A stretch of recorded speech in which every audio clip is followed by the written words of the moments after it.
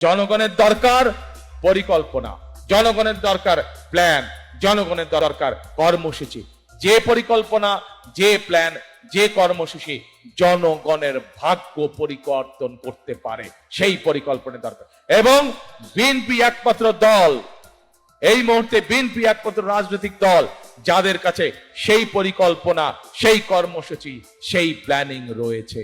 আমরা এমন কিছু মানুষের কাছে বলতে চাই না যা মানুষের আওতার মধ্যে নয়।